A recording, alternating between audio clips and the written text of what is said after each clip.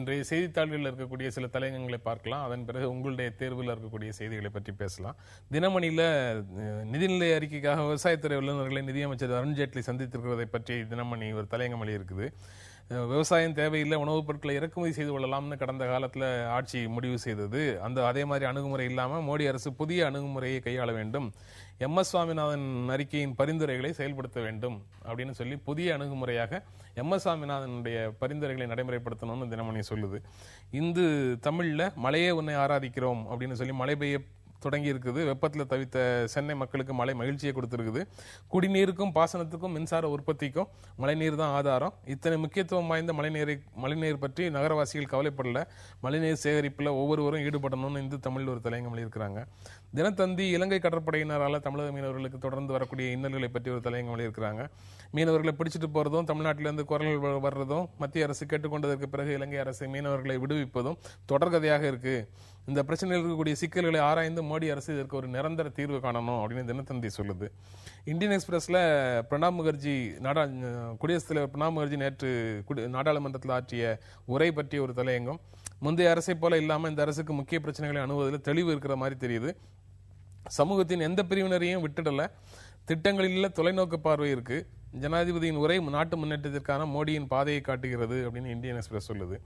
மோடி அரசினுடைய திட்டங்களை பற்றி குடியரசுத் தலைவருடைய உரை பற்றி டைம்ஸ் ஆஃப் இந்தியாவும் எழுதியிருக்கிறாங்க. எதற்கெல்லாம் அரசு முக்கியத்துவம் கொடுக்குங்கிறத பிரணாப் முகர்ஜி சுட்டி காட்டியிருக்கிறாரு. லைசன்ஸ் முறை ஒழிப்பு, கல்வி, தனியார் முதலீடு போன்ற பல நல்ல திட்டங்கள் சொல்லப்பட்டிருக்கு. மோடி அரசிடம் பல பெரிய திட்டங்கள் இருக்கின்றன, அவற்றை செயல்படுத்தினால் சீனாவுக்கு நிகராக வளருவோம் அப்படின்னு டைம்ஸ் ஆஃப் இந்தியா சொல்லுது. தி ஹிந்து ஆங்கில நாளிதழில் ஆந்திரா புதுசாக உருவாக்கப்பட்டிருக்கிற ஆந்திரா மாநிலம் பற்றி தலையங்கம். புதிய தலைநகரை நிர்மாணிக்கிறதுலையும் தேர்தல் வாக்குறுதிகளை நிறைவேற்றுவதற்கு தேவையான நிதி ஆதாரங்களை பெருக்குவதிலையும் முதல்வர் சந்திரபாபு நாயுடுக்கு அந்த பிரச்சனைகள் எல்லாம் பெரும் சவாலாக இருக்கும். ஆந்திரா, தெலுங்கானா இரு மாநில முதல்வர்களும் தங்களுக்குள்ள இருக்கிற பிரச்சனைகளை வெறுப்பின்றி அணியினால்தான் மக்களுக்கு நன்மை கிடைக்கும் அப்படின்னு ஆங்கில நாளிதழ் ஹிந்து சொல்லுது. இனி நியூஸ் உங்கள் சாய்ஸ். அதாவது நான் இன்னைக்கு பார்த்ததுல நேற்றுக்கு கராச்சி விமான நிலையத்தில் தாலிபான் தாக்குதல், இதில் இந்த செய்திகள் பார்க்கும்பொழுது 27 பேர் அங்கே இறந்திருக்கிறாங்க. இந்த செய்திகள்லாம் பார்க்கும்பொழுது இது போன்ற தீவிரவாத குழுக்களுடைய நோக்கமே என்னன்னு புரியல. இஸ்லாமிய சமுதாயத்தினுடைய அந்த மதத்தினுடைய பெயரை சொல்லி நடக்கிறது. எங்க நடக்குது? இஸ்லாமிய நாடு, டிக்ளேர்டு இஸ்லாமிக் ஸ்டேட் பாகிஸ்தான், அந்த இடத்துல தாக்குதல் நடக்குது. கொல்லப்படுவது முழுக்க இஸ்லாமியர்கள். ஸோ இவர்கள் மதத்தின் பெயரால் சொல்லிக் கொண்டிருக்கிறார்கள், அந்த மதத்துக்கு இவர்கள் தீங்கு தான் எழுத்து கொண்டிருக்கிறார்கள் என்பது புரியுது. இது அங்கே மாத்திரம் இல்லை, நைஜீரியாவில் சமீபத்தில் பார்த்தீங்கன்னா போகோ ஹராம்னு ஒரு இஸ்லாமிய அடிப்படைவாத குரூப், அவங்க பாருங்க அங்கே 250 குழந்தைகள், பெண் குழந்தைகளை, ஸ்கூல் படிக்கிற பசங்களை கடத்திட்டு போயிட்டாங்க. அவர்களை மதமாற்றம் செய்து விட்டிருக்கிறார்கள். நம்ம காஷ்மீர்ல பார்க்கிறோம், காஷ்மீர்ல பெரும்பான்மையாக இஸ்லாமிய சமுதாயத்து மக்கள் அந்த காஷ்மீர் அந்த வேலி பள்ளத்தாக்கு பகுதியில் இருக்கிறாங்க. அங்க இருக்கிற அங்க ஒரு பஞ்சாயத்து தலைவர்லாம் இருக்கிறாங்க, எல்லாம் பாதி பேர் இஸ்லாமியர். அவர்கள்லாம் நீ ராஜினாமா பண்ணணும், இல்லைன்னு சொன்னா சுட்டு கொண்டுடுவேன் இருக்கு. அதனால அவங்க ராஜினாமா பண்ணது மாத்திரம் இல்ல, நான் ராஜினாமா பண்ணிட்டேன்னு பேப்பர்ல அட்வர்டைஸ்மெண்ட் கொடுக்குறாங்க. இப்போ இஸ்லாமிய சமுதாயத்தினுடைய பெயரை சொல்லி தாக்குதல் நடத்துவதே இஸ்லாமிய சமுதாயத்தின் பேர்ல அப்படின்னு சொல்லும்போது இவனுடைய நோக்கம் என்ன?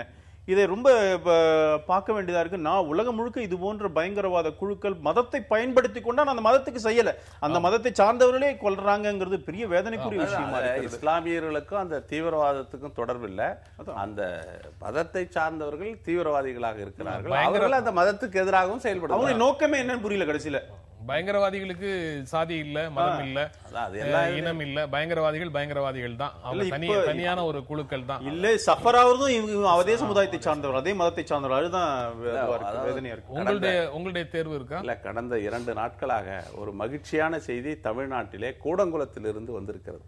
அதாவது 1000 மெகாவாட் நிறுவுத்திறன் கொண்ட அந்த மின் உற்பத்தி நிலையம், அணுமின் உற்பத்தி நிலையம் 25 ஆண்டுகளாக, ராஜீவ்காந்தி கோர்பச்சே ஒப்பந்தம் என்பது 1988 25 ஆண்டுகளாக கடுமையான போராட்டம், மின் உற்பத்தியை பெருக்குவதற்காக, மின் உற்பத்தி செய்வதற்காக அது சந்தித்த போராட்டங்கள், அது சந்தித்த அவதூறுகள், அது சந்தித்த எதிர்ப்புகள் எல்லாவற்றையும் தடைகள் தகர்ந்து அவதூறுகள் எல்லாம் நொறுங்கி இன்றைக்கு 1000 மெகாவாட் நிறுவுத்திறனுக்கு மேலாக 1009 மெகாவாட் மின் உற்பத்தி சாதனை படைத்திருக்கிறது. அதற்காக அந்த அணுமின் நிலைய பொறியாளர்கள், இயக்குநர்கள், அதுக்கப்புறம் அதே போல இதை பற்றி மிகுந்த நீண்ட அளவிலே ஒரு விவாதம் நடத்திய புதிய தலைமுறை தொலைக்காட்சி, குறிப்பாக ஜென்ராம் போன்றவர்கள்லாம் இதில் ஆற்றிய பங்களிப்பு, இதன் மூலமாக இன்றைக்கு வந்து மிகப்பெரிய ஒரு மகிழ்ச்சியான செய்தி கூடங்குளத்திலிருந்து வந்திருக்கிறது.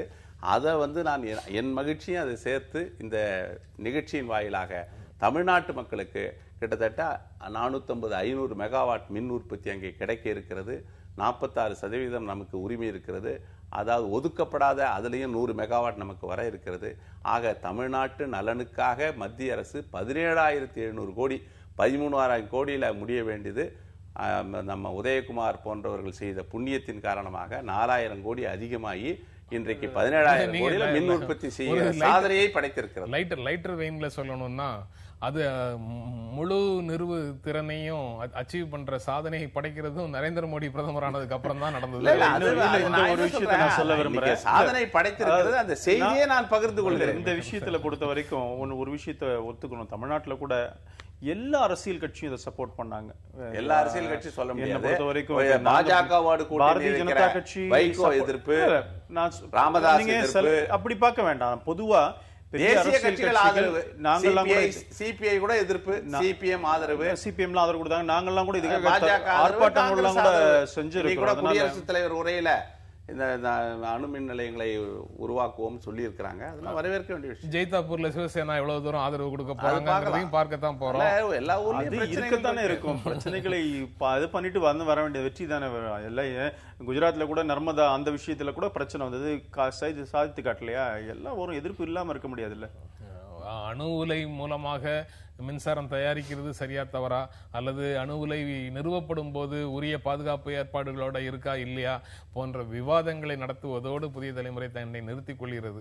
அதை தாண்டி வேற எந்த நிலையும் எடுக்கல.